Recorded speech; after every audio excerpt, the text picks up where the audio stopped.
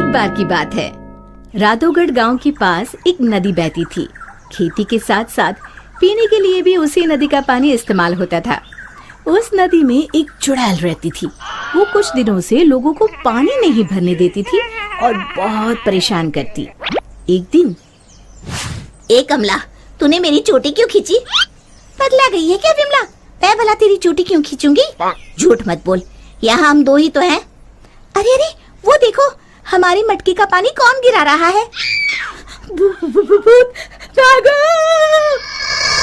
रास्ते में उन्हें भुवन मिला, जो बैलों को पानी पिलाने नदी लेकर जा रहा था। क्या हुआ? इस तरह क्यों भाग रही हो जैसे भूत पीछे पड़ गया हो? हाँ दादा, भूत ही है नदी पर, सच में। भक, मैं ही मिला चुहल करने के लिए।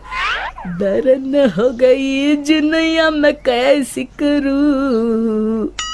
अरे क्या हुआ, ये बैल पानी क्यों नहीं पी रहे हैं? और मेरी धोती कौन खींच रहा है? कहीं भूत भागो रे। इसी तरह एक दिन रामू वहाँ से जा रहा था। उसने देखा बीच धारा में एक औरत बड़े आराम से बैठी हुई है। ए, तुम वहाँ क्यों बैठी हो? अरे बाहर आ जाओ, मरना है क्या? उसने पलटकर आदमी की तरफ देखा और फिर जोर से हंसी। तुझे मारना है कहकर हाथ बढ़ाना शुरू किया। वो तेजी से गिरते पड़ते गांव की तरफ भागा और गांव आकर लोगों को बताया। हाँ, उस दिन मेरे बैलों को पानी भी नहीं पीने दिया उस चुड़ैल ने। हमारी मटकी का पानी गिरा दिया था। लगता है हमें ये गांव छोड़ना ही होगा। बिल्कुल सच कहा भुवन, मेरा भी यही मन है। गांव के सब लोगों ने गांव छोड़ने का निश्चय कर लिया। भुवन बेटा, हो गई तैयारी? हाँ काका, हो ही गई समझो। मुझे लगता है क्यों ना हम मुखिया जी के पास चले। हाँ, शायद कोई उपाय निकले। काका, मुखिया जी कोई ओझा तो नहीं? मुझे लगता है हमें हनुमान मंदिर के पुजारी के पास चलना चाहिए। बात तो तुम्हारी भी सही है। सारे गांव वाले पुजारी जी के पास गए। कहो, कैसे आना हुआ? हाँ पंडित जी, हम नदी वाली चुड़ैल के आतंक से परेशान हैं। आए दिन उसका आतंक बढ़ता ही जा रहा है। मुझे तो लगता है हम सबको भी गांव छोड़कर भागना पड़ेगा।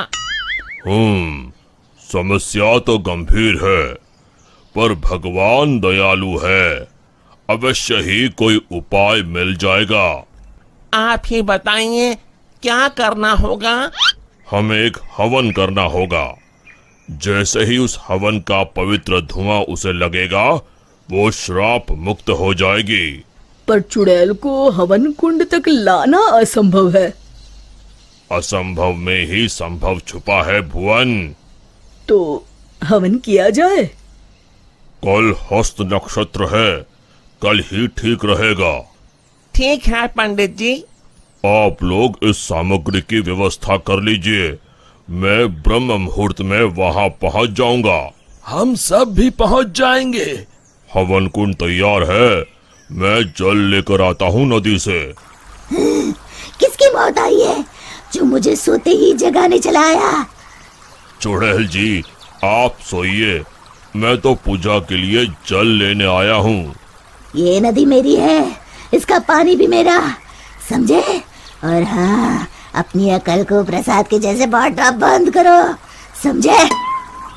पर क्यों चुड़ैल जी? क्योंकि मैंने ऐसे कहा। अब चुप, एकदम चुप।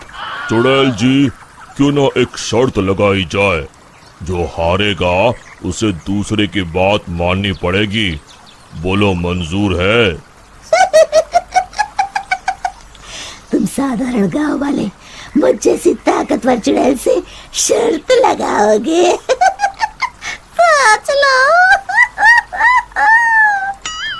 चुड़ैल जी, पहले शर्त सुन तो लो। जितना तो मुझे ही है, फिर भी बता ही दो। अभी हम यहाँ नदी पर हवन पूजन कर रहे हैं, आपको उसमें आना होगा। उसके बाद हम सब गांव छोड़कर चले जाएंगे। और नहीं आई तो ऐसे ही रोज तुम्हारी नींद में खलल डालेंगे। ठीक है, पर मेरी एक शर्त है, मुझे कोई मंत्र सुनाई नहीं देना चाहिए। मैं पूजा में भाग नहीं लूंगी। ठीक है चुड़ैल जी, आप बस वहाँ बैठिएगा। चलो। गांव वाले चुड़ैल को देखकर डर गए, पर पुजारी जी ने इशारा किया तो वो शांत होकर बैठ गए। जैसे ही पंडित जी ने आखिरी आहुति आग में डाली और धुआं चुड़ैल की तरफ गया, वो जलने लगी और जोर जोर से चीखने लगी। बचाओ, मैं जल रही हूँ, बचाओ, कोई बचाओ, मैं सबको खा जाऊंगी, किसी को नहीं छोड़ूंगी, बचाओ। धीरे धीरे उसकी आवाज शांत हो गई। सब लोग सोच रहे थे कि चुड़ैल जलकर राख हो जाएगी, पर ये क्या? उस डरावनी चुड़ैल की जगह पर एक खूबसूरत परी खड़ी थी। वो मुस्कुराते हुए बोली, मैं एक परी हूँ। एक शाप के कारण मुझे चुड़ैल बनना पड़ा। आज आपके कारण मैं शाप मुक्त हो गई हूँ। अब मैं परी लोग जाऊंगी। उससे पहले एक वरदान देना चाहती हूँ। मांगो, क्या मांगती हो? अगर कुछ देना है तो ऐसा वरदान दो कि इस नदी का पानी कभी न सूखे। तथास्तु कहकर परी उड़ गई। फिर सब खुशी खुशी रहने लगे। शिक्षा, समस्या की जड़ तक पहुंचे बिना हार नहीं मानना चाहिए।